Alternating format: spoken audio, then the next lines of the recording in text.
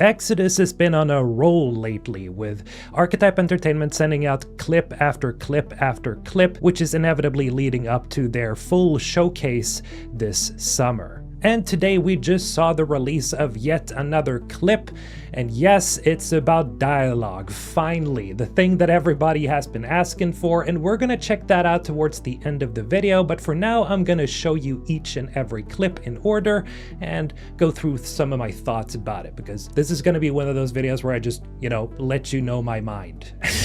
First of all, let's check out Breaching Khonsu.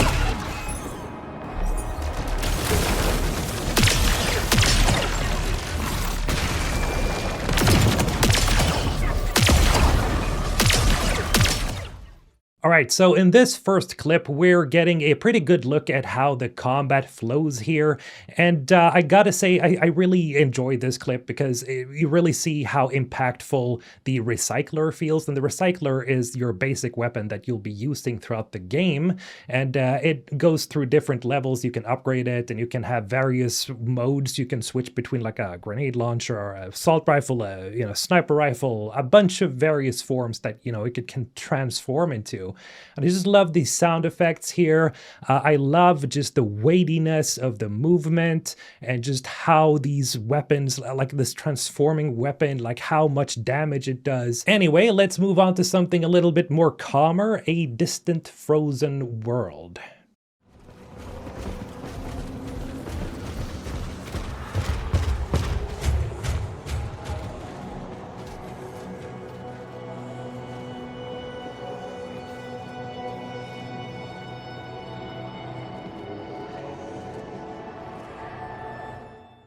Alright, so for this second one, I gotta say, I just love the environmental design here. I think we all can agree, even if you're not somebody who's technically a believer in this game, you gotta admit that the environments look freaking gorgeous, man. So I really love the fidelity that's getting shown here. And we also get our first real glimpse of Salt, the Octopus, who's using a mech right here. And yeah, I can't wait to talk to her and chat to Salt, because yeah, she's a companion that you can actually talk to. I wonder how that's gonna work. But at any rate, I just love this more silent, more mystical kind of showcase here, and especially the sound. Again, they've really nailed a lot of the the music and the ambience essentially, and that's what I'm looking forward to a lot with this game, because that's one thing that I absolutely loved with the first Mass Effect game, is the ambience, right? The ambience. I'm not really sure how to say that. Ambience? At any rate, yeah, I'm in love with that part of the game. Like, some of the presentation there is just, so great. Now let's move to the third clip here, traversing the Molten depths.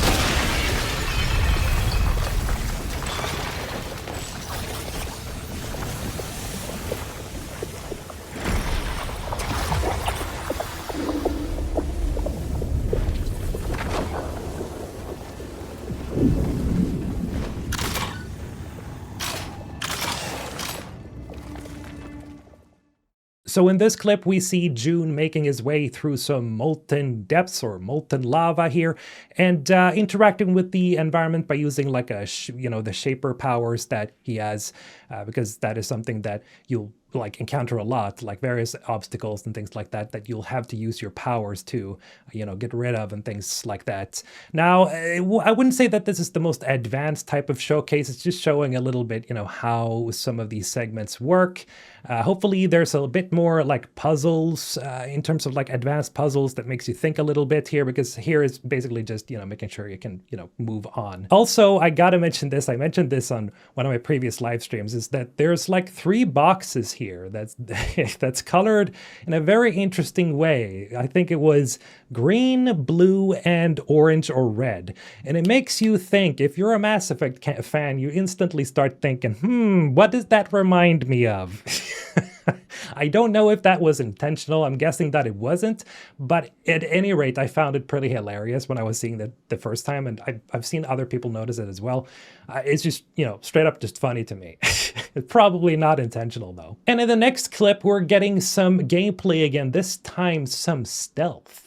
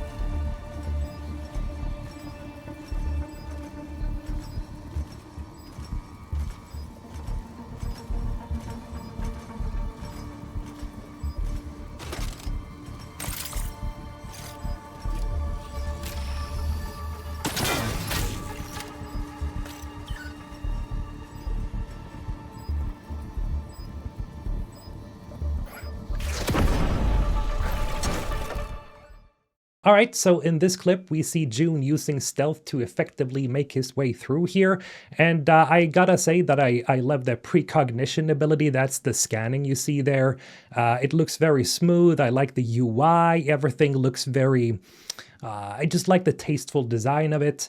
And again, gotta love the sound effects here. Now, with the takedowns specifically, the stealth takedowns, I remember that I was a little bit, I'm not sure what I think about the stealth takedowns here, because usually when you're doing a takedown in games, you usually hear like a very, meaty, very punchy sound effects. And here is more subdued, but when you think about it more, it like, it kind of makes sense.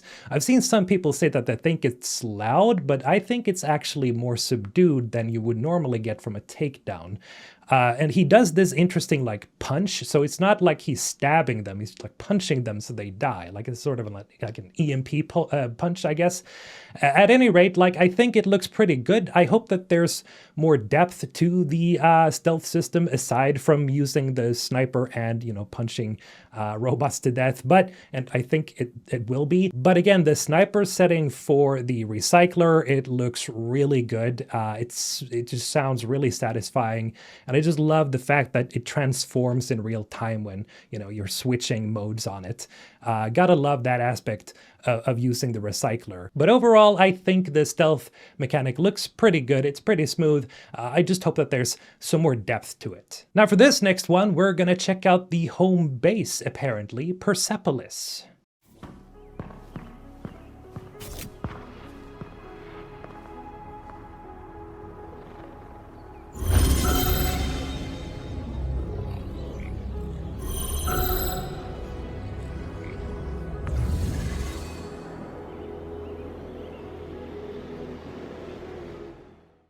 Okay, so funny thing here, I think this is one of those moments where I was the most impressed of like basically all the others, because I'm such a huge lore nerd, right? I just love reading a lot, and so seeing June or the player here use a live codex that you can like read instead of just jumping through hoops to get to like a sub menu somewhere in the main menu. So here you can actually like literally read about the various things you scan in the environment in real time.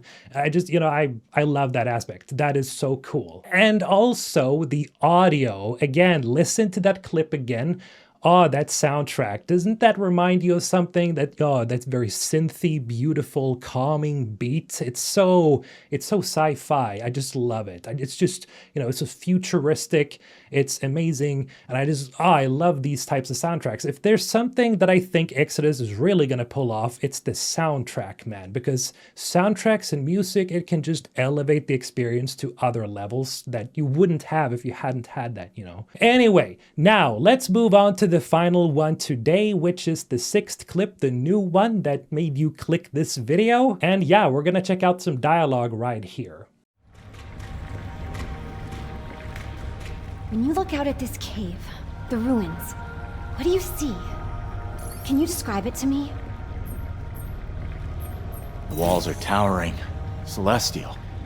But the cave is starting to reclaim them. The colors are all muted in the dark. Grays and browns. Some green where lichen is growing. The light from the surface is catching in the dust.